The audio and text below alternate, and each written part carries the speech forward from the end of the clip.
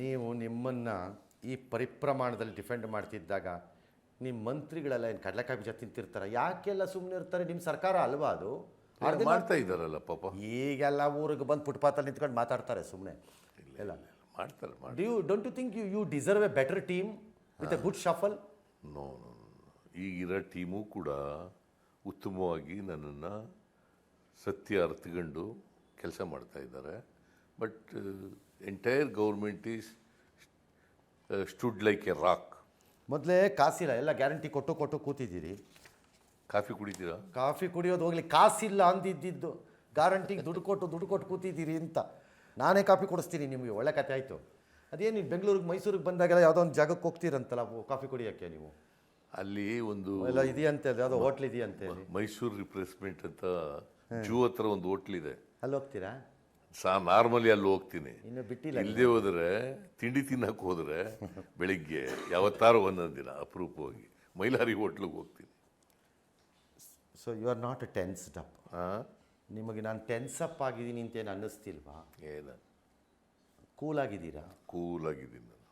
ಯಾವ ಒತ್ತಡನೂ ಇಲ್ವಾ? ಯಾವ ಒತ್ತಡನೂ ಇಲ್ಲ. ಅಷ್ಟೇನಾ? ಹೌದು. You know me very well. I know you well. But ಜನ ಎಲ್ಲ ಮಾತಾಡ್ತಿದ್ದು, ಸಿದ್ದರಾಮಯ್ಯ ಈ ಸರಿ ಸ್ವಲ್ಪ ಸ್ಟ್ರೆಸ್ಸಲ್ಲಿದ್ದಾರೆ, ಈ ಸರಿ ಸ್ವಲ್ಪ ಸೀರಿಯಸ್ ಆಗಿಬಿಟ್ಟಿದ್ದಾರೆ, ಈ ಸರಿ ಅವರು ವಿಪರೀತ ಎಕ್ಸ್ಪ್ಲನೇಷನ್ ಕೊಡ್ತಾ ಇದ್ದಾರೆ, ಏನೂ ಹೆಚ್ಚು ಕಡಿಮೆ ಆಗಿದೆ ಸರ್. ನಾನು ಜನಗಳಿಗೆ ರಾಂಗ್ ಇನ್ಫಾರ್ಮೇಷನ್ ಹೋಗಬಾರ್ದು. ಪರ್ಸೆಪ್ಷನ್ನು ಇವರು ಟ್ರೈ ಮಾಡ್ತಾ ಇದ್ದಾರೆ ಚೇಂಜ್ ಮಾಡೋಕ್ಕೆ, ಅವೆಲ್ಲ ಹೋಗಬಾರ್ದು ಅನ್ನೋ ಕಾರಣಕ್ಕೋಸ್ಕರವಾಗಿ ನಾವು ಕೂಡ ಎಚ್ಚರಿಕೆಯಿಂದ ಹೆಜ್ಜೆಗಳು. ಸೊ ಇಡಿನವ್ರು ನಾಳೆ ಏನಾರು ತಪ್ಪಿ ನಿಮ್ಮ ಮೇಲೆ ಕ್ರಮ ತೆಗೆದುಕೊಳ್ಳಕ್ಕೆ ಬಂದರೆ you will face them legally, but politically nothing will change. I will fight both legally and politically because there is no truth. There is no truth, absolutely, either in the complaint of Abraham or the allegation made by BJP and JDS.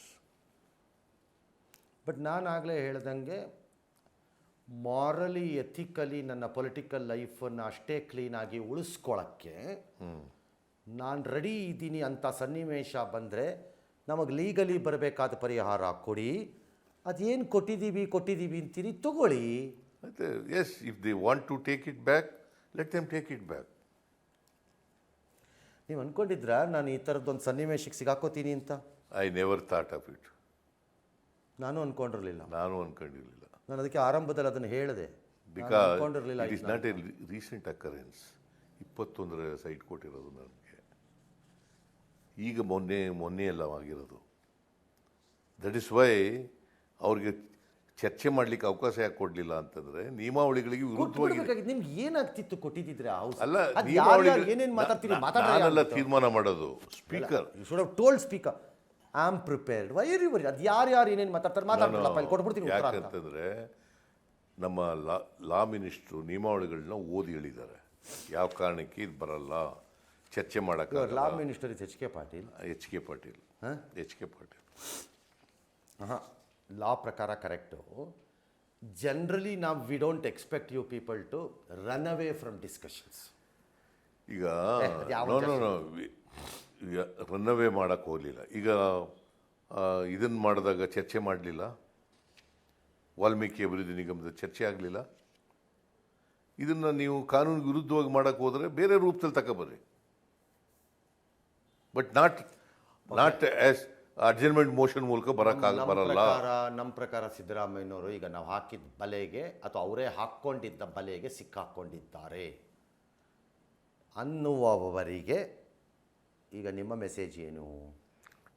ನಾನು ಯಾವ ಇದಕ್ಕೂ ಸಿಕ್ಕಾಕೊಂಡಿಲ್ಲ, ಬಲೆಗೂ ಸಿಕ್ಕಾಕೊಂಡಿಲ್ಲ.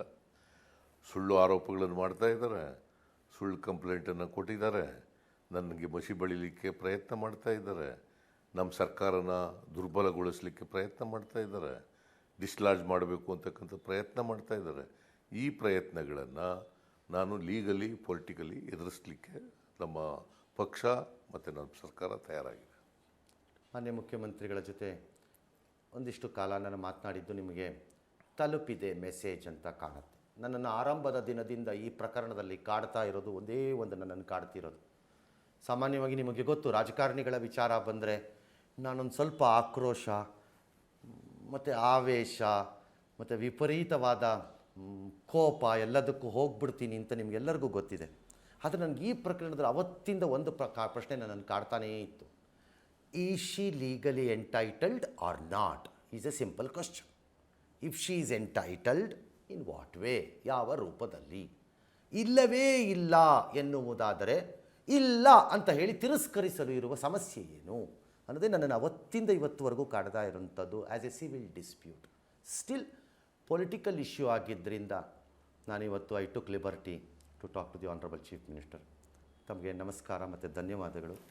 ನನಗೆ ಇಷ್ಟು ಸಮಯವನ್ನು ತಾವು ಕೊಡ್ತೀವಿ. Thank you. ರಾಜ್ಯದ ಜನ ನೀವು ಇದನ್ನು ನೋಡ್ತಾ ಇರ್ತೀರಿ. ಇದರಲ್ಲಿ ಆವೇಶ, ರಾಗ, ದ್ವೇಷದ ಪ್ರಶ್ನೆ ಅಲ್ಲ. ಇದು ಕಾನೂನಿನ ಪರಿವ್ಯಾಪ್ತಿಯ ಒಳಗೆ ದಾಖಲೆಗಳನ್ನು ನಾವು ಯಾವ್ಯಾವ ಹೇಗೆ ಅರ್ಥೈಸ್ತೀವಿ ಅದು ಹಾಗಿದ್ದಂಗಿದೆ. ಅದು ಸರಿಯಾದ ರೀತಿ ಅರ್ಥೈಸುವಂತಾಗಲಿ ಅಂತ ನನ್ನ ಭಾವನೆ. ರಾಜ್ಯದ ಜನರಿಗೆ ಸತ್ಯ ಮುಟ್ಲಿ ಅನ್ನೋದು ನಮ್ಮ ಆಶಯ. ಹೋಗ್ಬಿಟ್ಟು ಬರ್ತೀವಿ. ನಮಸ್ಕಾರ.